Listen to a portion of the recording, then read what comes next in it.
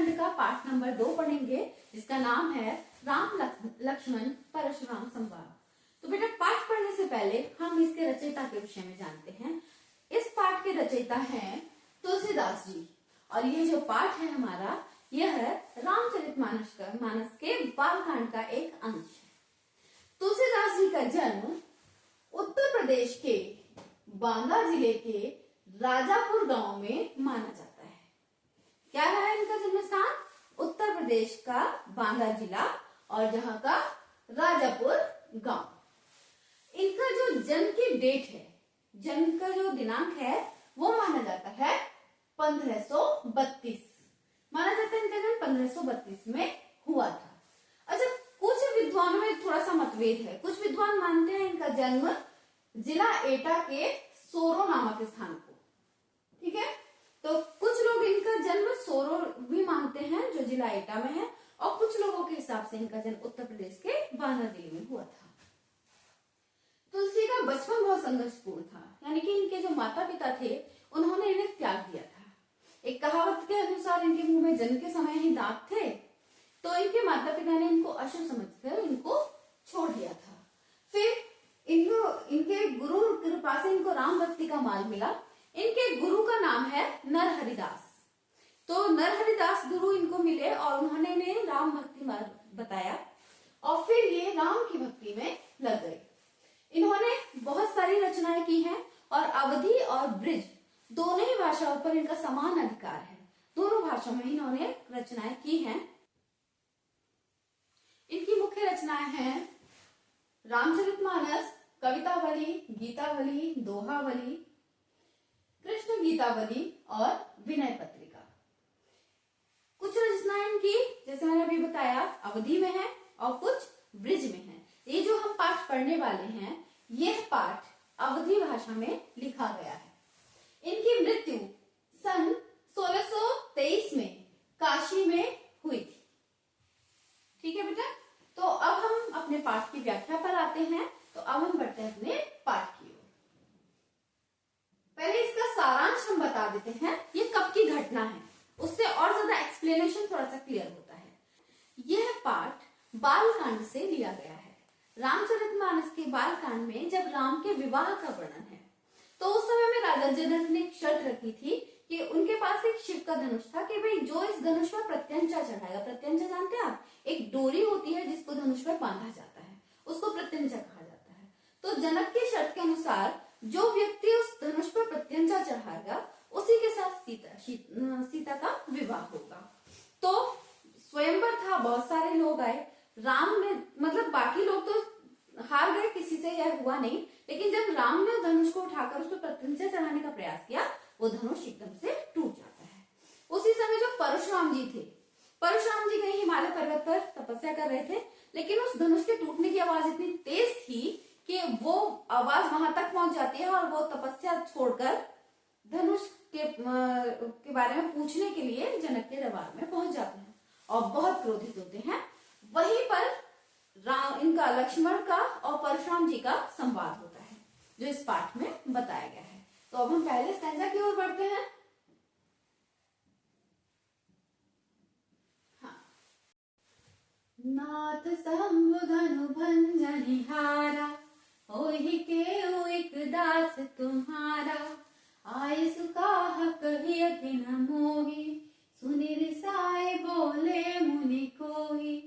जब धनुष टूट जाता है, तब परशुराम जी आते हैं और क्रोधित होते हुए पूछते हैं कि ये धनुष किसने तोड़ा है।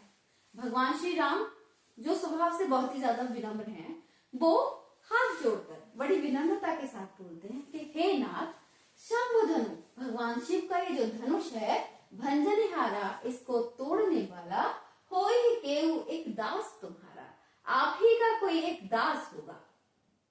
ठीक है, बड़े कोमलता से वो प्रश्न का उत्तर देते हैं कि आप ही का कोई दास होगा जिसने इस धनुष को तोड़ा है। आय सुकाह कहिए किन मोहि, अब आगे क्या आदेश है? अब आप, धनुष तो टूट गया, अब जो आप आदेश देंगे वैसा ही होगा, तो अब आगे क्या आदेश है आप मुझे बताइए। सुन रिसाई बोले मुनि को ही, लेकिन ये बात सुनकर जो क्रोधी मुनि है, यहाँ पे कोही मुनि बोला गया है, किसको? परशुराम जी को, जो बहुत ही क्रोधी स्वभाव के थे। तो कहते हैं लेकिन ये सुनते ही जो मुनि है उनका क्रोध और भड़क जाता है और वो बहुत ही गुस्से में बोलते हैं। अब वो क्या बोलते हैं? सेवक सो जो करे सेवकाई, अरि करनी करी करी लड़ाई, सुनहु राम जेहि शिव धनु तोरा, सहस बाहु सम सोरि कुमोरा।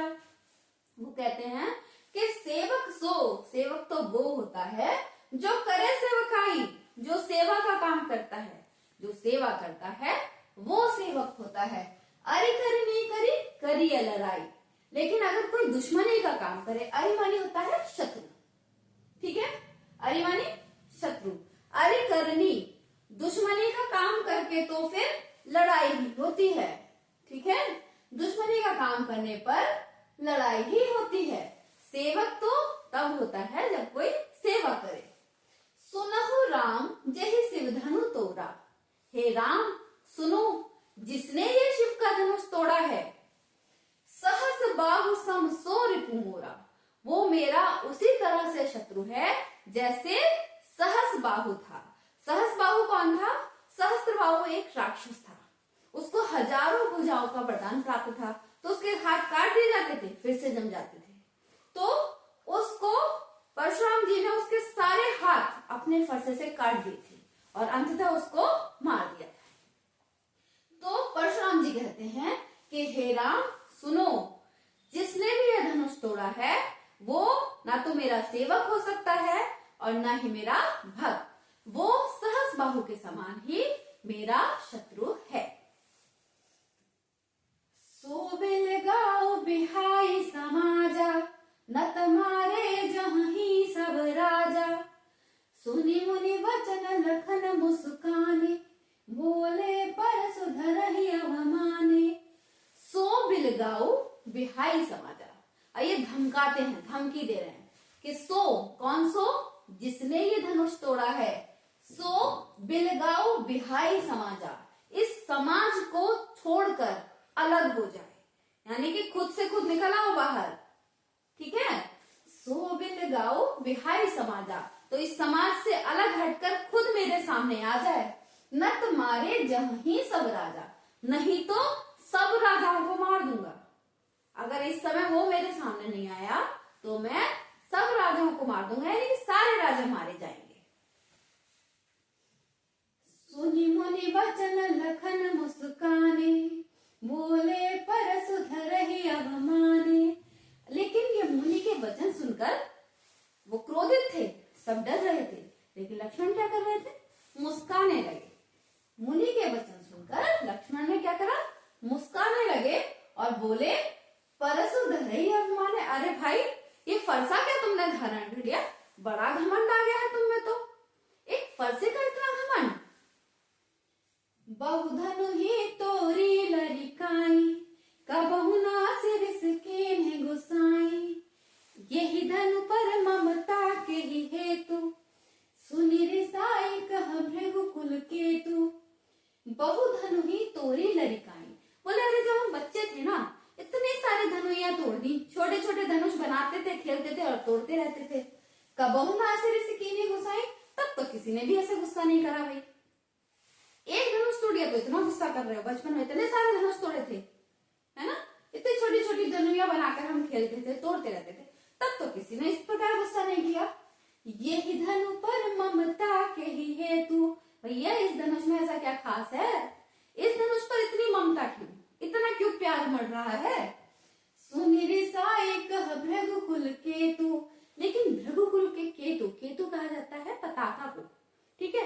अब भृगुकुल जो ये हैं परशुराम जी, ये भृगुकुल से संबंधित थे, यानी कि इनके पूर्वजों में एक भृगु थे जो काफी महान राजा थे। तो भृगुकुल के जो केतु के समान जो है ये परशुराम जी, रिसाई यानी कि क्रोध करते हुए, रिसाई कहते हैं दांत पीसते हुए गुस्सा करना, है ना। सुन रिसाई कह भृगुकुल केतु।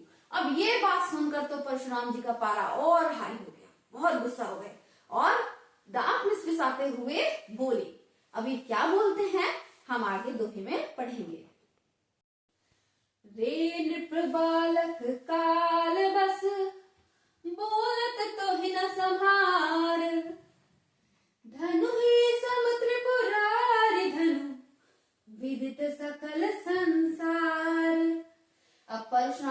क्रोधित होकर क्या बोलते हैं कि रे नृप बालक, हे राजपुत्र।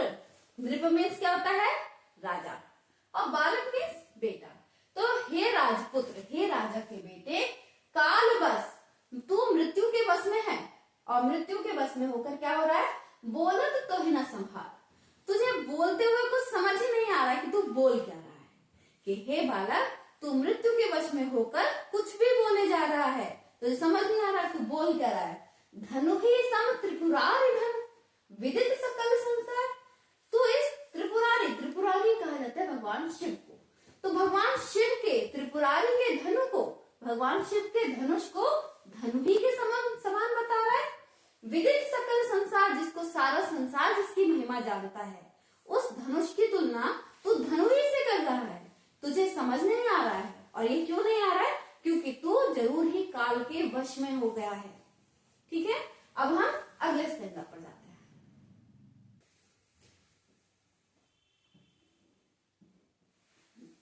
तो अगला स्टेंजा पढ़ते हैं। लखन कहा हंसी हमरे जाना, सुनहु देव सब धनुष समाना। काछति लाभ जून धनु तोरे, देखा राम नयन के भोरे। अब लक्ष्मण कहते हैं हंसते हुए, देखो सामने आदमी गुस्सा हो रहा है, आग बबूला हो रहा है, और एक व्यक्ति हंसे जा रहा है। अब ऐसे में हंसी क्या काम करती है? आग में घी का काम करती है। अगर कोई गुस्सा हो रहा हो और आप उसके सामने हंसो तो उसका गुस्सा बढ़ता जाता है। अब लक्ष्मण ने हंसते हुए क्या कहा? लखन कहा हंसे हमरे जाना। हंसते हुए लक्ष्मण कहते हैं कि भाई हमारे ज्ञान में क्या है? सुनहु देव सब धनुष समाना।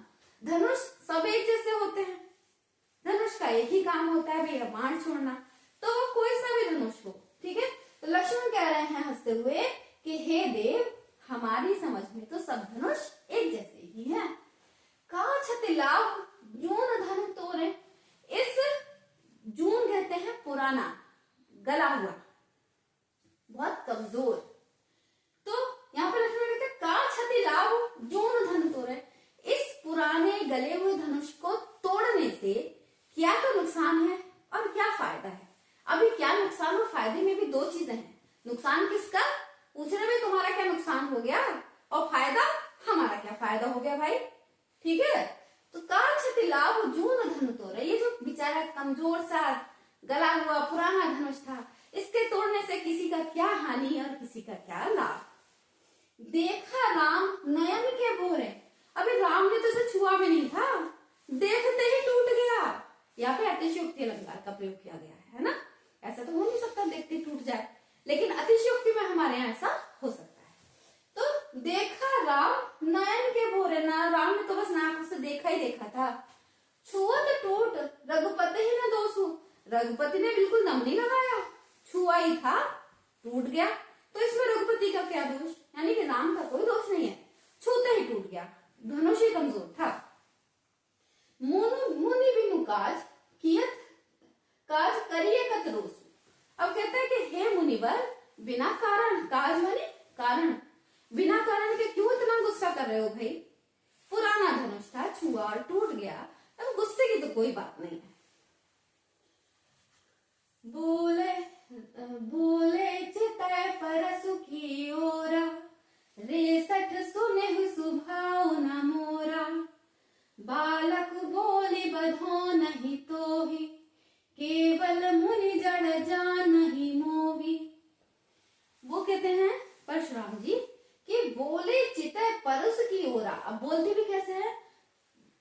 परसु यानी कि फरसा। फरसा तो देखा है ना, इस तरह से एक ऐसा शेप होता है, जस्ट लाइक कुल्हाड़ी होता है, बस थोड़ा सा बड़ा चौड़ा और धारदार हथियार। तो कहते हैं बोले चितय परसु की ओरा, अपने फरसे की ओर देखते हुए बोल रहे। जब किसी को धमकाते हैं ना, तो अपना जो भी हथियार होता है उसकी ओर देखते हुए, तो फरसे की ओर देखते हुए बोल रहे हैं। रेसठ सुने ही स्वभाव न मोरा, हे धूर्त। सठ यहाँ पे क्या है? धूर्त, दुष्ट। हे दुष्ट, हे धूर्त, सुने ही स्वभाव न मोरा। तूने मेरा स्वभाव के विषय में सुना ही नहीं है क्या? क्योंकि ये जो बहुत ज्यादा क्रोधी ऋषि थे, और सब पूरे विश्व में सभी इनको जानते थे कि भैया बहुत गुस्से वाले हैं, इनसे कोई पंगा नहीं लेता था। अब इनसे छोटा सा बालक इनसे लगातार बहस कर रहा है, तो कह रहा है वे सिर्फ सुने ही स्वभाव न मोरा, अरे धूर्त, अरे दुष्ट, क्या तूने मेरे स्वभाव के विषय में सुना नहीं है? बालक बोली बधो नहीं तोई, मैं तो तुझे बच्चा समझ रहा हूँ इसलिए नहीं मार रहा हूँ। बधो यानी वध करना, वध करना यानी मारना, ठीक है। बालक बोली मैं तो तुझे बालक समझ रहा हूँ, बधो नहीं तोई इसलिए नहीं मार रहा हूँ। केवल मुनि जड़ जाने ही मोही, लेकिन क्या तू मुझे सिर्फ एक मुनि समझ रहा है? बेटा मुनियों का स्वभाव क्या होता है? मुनि बहुत शांत स्वभाव के होते हैं, आराधना करते रहते हैं, किसी को हानि नहीं पहुंचाते। लेकिन परशुराम जी मुनि होने पर भी एक बहुत क्रोधी ऋषि थे। कहा जाता है कि पूरी क्षत्रिय जाति को इन्होंने नष्ट कर दिया था, एक बार गुस्सा हो गए थे। तो बोले तू खाली मुझे मुनि समझ रहा है क्या, मेरे विषय में जानता नहीं है क्या? बाल ब्रह्मचारी अति कोहि, विश्व विदित क्षत्रिय कुल द्रोही। अभी कह रहे हैं मैं बाल ब्रह्मचारी हूँ, अति कोहि बहुत ज्यादा क्रोध करने वाला हूँ, विश्व विदित पूरा विश्व जानता है, क्षत्रिय कुल द्रोही मुझे क्षत्रिय कुल द्रोही के रूप में, क्षत्रियों के कुल के नाश करने वाले के रूप में लोग मुझे जानते हैं। भुजबल भूमि भूप बिनु कीन्ही, विपुल बार महि देवन दीनी। अभी क्या मैंने अपने भुज बल से, अपनी भुजाओं के बल से, भुजाओं यानी कि आर्म्स, हाथ, कह रहे भुज बल से, अपने भुजाओं के बल से इस भूमि को भूप बिनु कीन्ही, भूप मीन्स होता राजा, मैंने इस पूरी पृथ्वी को राजाओं के बिना कर दिया था। राज कौन करते थे? पहले समय में क्षत्रिय ही राज्य करते थे, और इन्होंने सारे ही क्षत्रियों को मिटा दिया था। तो ये कह रहे हैं कि मैंने अपनी भुजाओं से इस पूरी क्षत्रिय को, पूरे धरती को क्षत्रिय विहीन कर दिया था, राजाओं के बिना कर दिया था।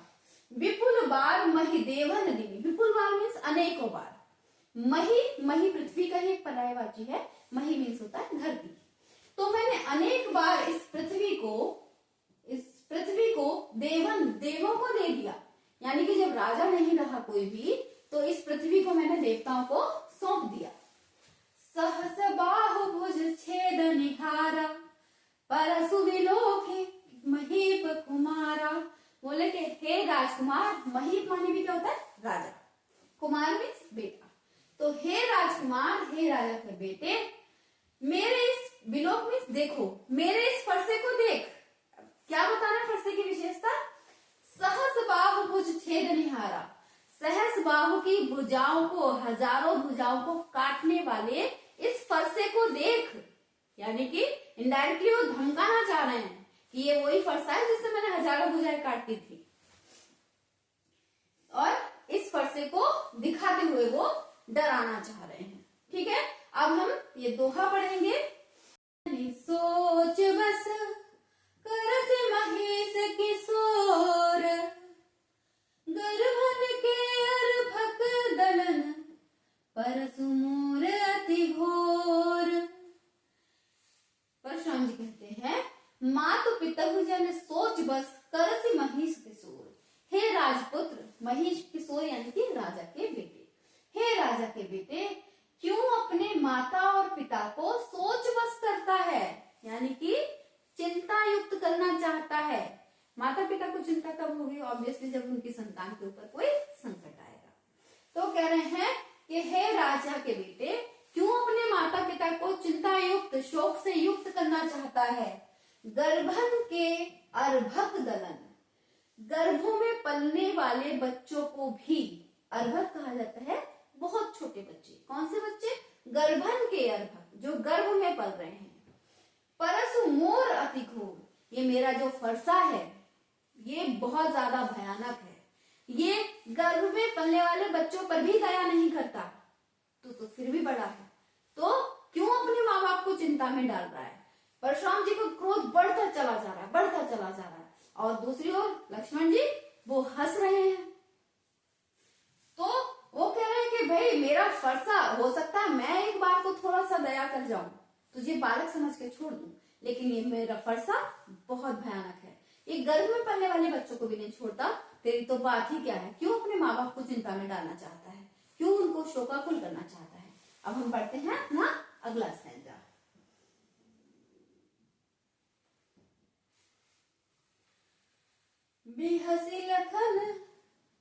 बेहसी लखन बोले मृदुबानी, अहो मुनि सुमहाभट मानी, पुनि पुनि मोह दिखाव कुठारू, चाहत उड़ावन फूक पहारू। लक्ष्मण जी हंसते हुए फिर बोलते हैं, तो सामने गुस्सा है, फिर हंस रहे हैं। अब क्या कर रहे हैं, बेहसी लखन बोले मृदुबानी, हंसते हुए लेकिन गुस्सा नहीं कर रहे हैं, रूड नहीं है, बहुत मीठी वाणी में बोल रहे हैं। क्या बोल रहे हैं, अहो मुनि सुमहाभट मानी, अरे मुनि आप तो बहुत महान हैं, बहुत अभिमानी हैं।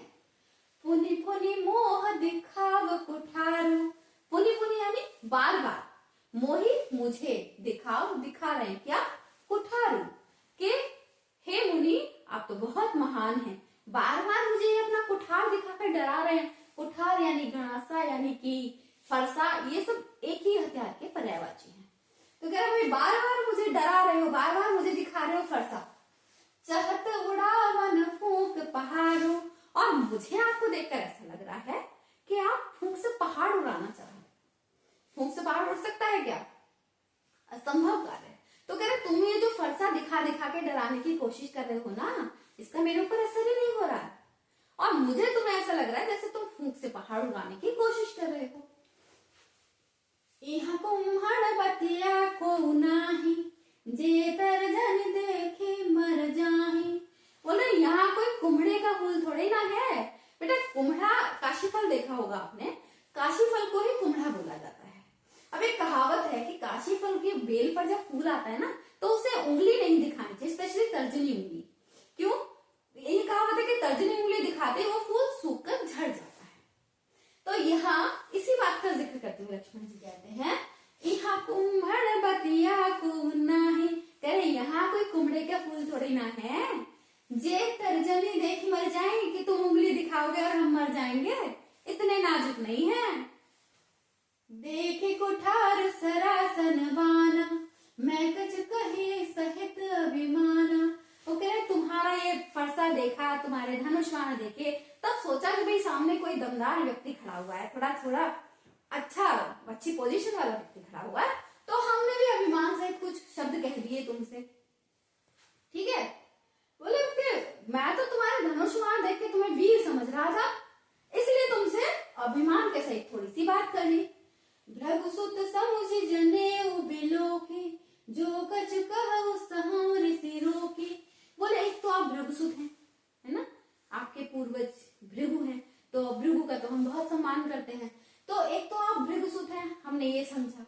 दूसरा आपके जनेऊ को देखा, आप जनेऊ को हम धारण करते हैं ब्राह्मण, और ब्राह्मण जो है हमेशा ही क्षत्रियों के पूज्य रहे हैं। ब्राह्मणों की पूजा की जाती है, उनकी सलाह ली जाती है। तो बोले कि एक तो आपने ये जनेऊ धारण किया हुआ है और आप भृगु के पुत्र हैं, ये सब देखकर जो कुछ कहूं सहो ऋष रोकी। अब आप जो कुछ कह रहे हो, इतना सब कुछ उल्टा सीधा बोल रहे हो, गुस्से में बोल रहे हो, हमें भी गुस्सा आ रहा है। ऋष यानी कि गुस्सा। जो कुछ कहूं, जो कुछ तुमने कहा, सहो ऋष रोकी, मैं भी अपने गुस्से को रोक कर ये सब सुन रहा हूं, यानी कि गुस्सा तो मुझे भी उतना ही आ रहा है, लेकिन क्योंकि आप भृगु की संतान हैं और आपने जनेऊ धारण किया हुआ है, आप ब्राह्मण हैं, इसलिए बस अपने गुस्से को रोक रहा हूं। सुर महि सुर हरि जन अरु गाई, हमरे कुलैन पर न सुराई। लक्ष्मण जी कहते हैं कि देवता, ब्राह्मण, हरिजन यानी कि ईश्वर के भक्त, और गाय, गाय यानी कि गाय, हमरे कुल इन पर न सुराई, हमारे कुल में इन पर वीरता नहीं दिखाई जाती है। यानी कि देवता, ब्राह्मण, ईश्वर भक्त और गाय, इन चारों पर वीरता दिखाना, इन चारों पर वार करना हमारे कुल के लिए वर्जित है। हमारे कुल में इन पर वार करना मना किया गया है। बधे पाप अपके रतिहारे, मारत हो पाप पर तुम्हारे। अब ये कह रहे बधे पाप अपकी रतिहारे। अगर बधे, अगर हम वध करते हैं, अगर इन चारों में से किसी एक को भी हम मारते हैं, वध करते हैं, तो हमें पाप लगेगा, सीधी सी बात है। वध है पाप, वध करते हैं, मारते हैं, हत्या करते हैं तो हमें पाप लगेगा। अपकीर्ति हारे, और फिर हमारा अपयश फैलेगा कि इन्होंने अपने कुल की मर्यादा का पालन नहीं किया। ये कह रहे हैं पहले तो अगर मारेंगे तो हमें पाप लगेगा, और दूसरा हमारा यह अपयश फैलेगा। मारा कहूपा परिय तुम्हारे, इसलिए भैया क्योंकि आप ब्राह्मण हो, आप हमें मारोगे ना तब भी हम तो आपके पैर ही पड़ेंगे, आप पर हाथ नहीं उठा सकते। मार कहू, मारते हुए पर भी पा परिय तुम्हारे, पा यानी कि पैर, हम तो तुम्हारे पैर ही पड़ेंगे भाई, क्योंकि ब्राह्मण हो, ब्राह्मण पर हाथ उठाना हमारी कुल की मर्यादा नहीं है। कोटि कुलिस सम वचन तुम्हारा, व्यर्थ धरहु धनुवान कुठारा। कोटि कुलिस सम वचन तुम्हारा, और तुम्हारे जो वचन है ना, परशुराम जी बड़े प्यार से समझा रहे हैं, बड़े मीठे बोल बोल के समझा रहे हैं। परशुराम जी आपके जो वचन है ना, ये करोड़ों वज्र के समान है, इतना कड़वा बोलते हो ना आप कि आदमी सुन के ही मर जाए। व्यर्थ धरहु धनुवान कुठारा, ये धनुष बाण, ये कुठार, इनकी जरूरत ही नहीं है आपको, तो ये तो बेमतलब है। आपकी तो वचन ही काफी है, इतना कड़वा बोलते हो ना कि सामने वाला वैसे ही मर जाए। आप कितने प्यार से और कितना कड़वा बोल रहे हैं कि सामने वाले का गुस्सा बढ़ता चला जा रहा है, बढ़ता चला जा रहा है। ठीक है, अब हम पढ़ेंगे ये दोहा।